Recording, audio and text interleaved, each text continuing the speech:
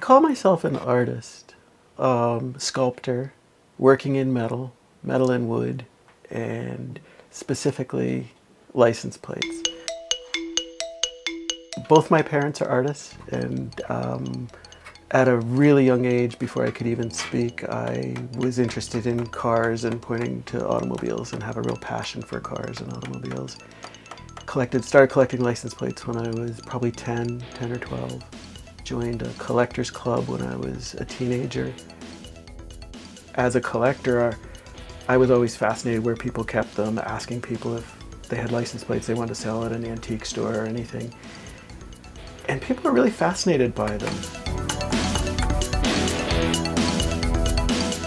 Didn't think anything about the artwork. I did creative things. Went to school for landscape architecture, industrial design. So about 1998, I did my first piece as an answer to a show, a request for art at the Fletcher Free Library. I was really pleased with the piece. I put a price on it that I thought was really high. I wanted to hold on to it, and it sold. So that was how I got launched. I'd been doing a lot of automotive artwork before that, shadow boxes and things with trucks and collage work. But all of a sudden, license plates, because of my interest in them and my early experience with them, they just seemed to be something I had. It was like my scrap paper.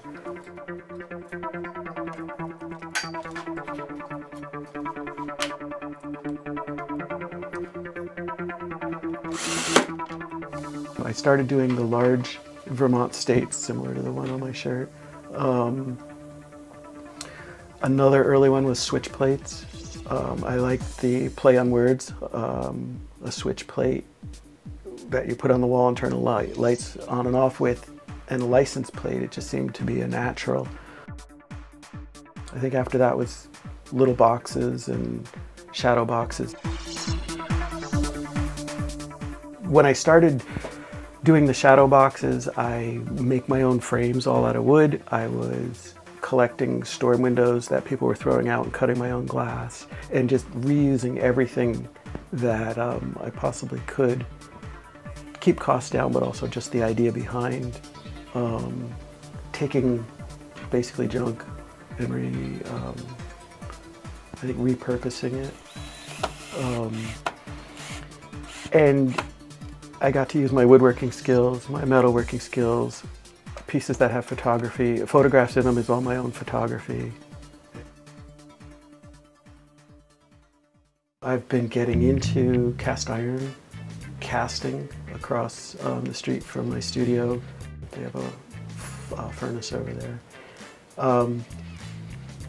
And through that process, the pieces that are coming out are a dark, rough gray. I love the effect, and it's actually working back into my license plates, because now I'm, for pretty much the first time, taking the paint off license plates. I used to like to try to keep them exactly as I found them. There was some kind of purity in that for me, of not trying to rust them, not trying to create something that would age them and look phony. I like the authenticity of them.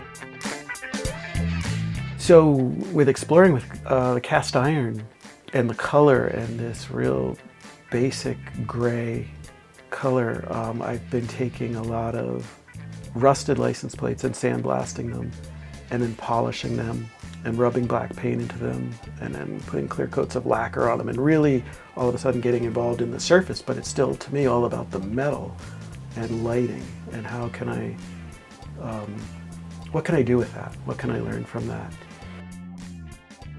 My main focus is how things deteriorate. Like everything that's new comes out of a factory that's mass produced and looks the same. It's all shiny, it's all perfect. And it only looks that way until it's the first scratch. And I'm always eager to put that first scratch on it, because then it's no longer new, it's no longer precious. And then that begins the process of its life, but deterioration. How things wear, how well it was loved, whether it was abused or destroyed or got into an accident and is bent, crumpled, shattered. To me, that's all kind of a creative process or life of what any object goes through. So that's inspiring to me. People bring me plates, which I love. The club I joined when I was a teenager, I've networked with at least 30 collectors. And then there's a newsletter and I can post ads looking for specific plates. I like to personalize my artwork for people, and when I do that, I can offer a piece that might have the state and the year they were born on the license plate in the piece. So in order to be able to offer that, I have to be able to get license plates from pretty much anywhere. When I'm in a design mode, it's problem solving, and most likely with a customer, solving their problems. And I really enjoy that process, and I think that's how I approach design and art is a means to an end, and loving the process and loving the product.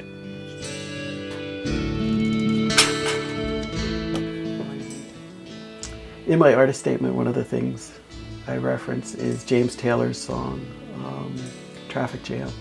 And one of the last lines is,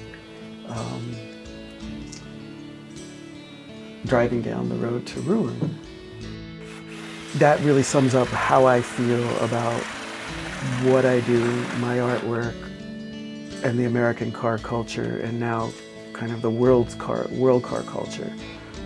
Growing up being passionate about automobiles and loving them and looking at them as rolling sculptures and just amazing, almost works of art.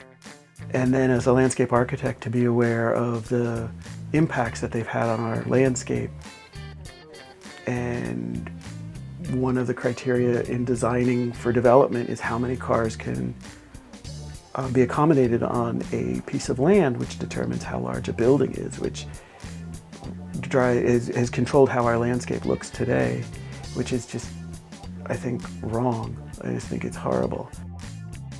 So for me, to have this internal love, passion with cars, and then to see how we're really destroying our environment in how we design for them and how we use them is a real conflict.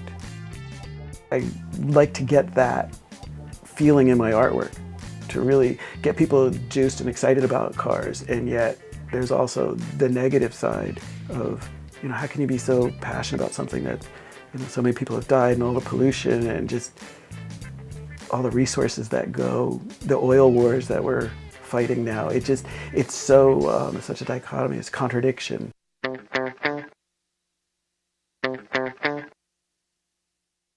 I do the artists market in City Hall Park in Burlington in the summers. I'm a vendor there, and I've built a cart, which is my display booth, and it's on a bicycle trailer.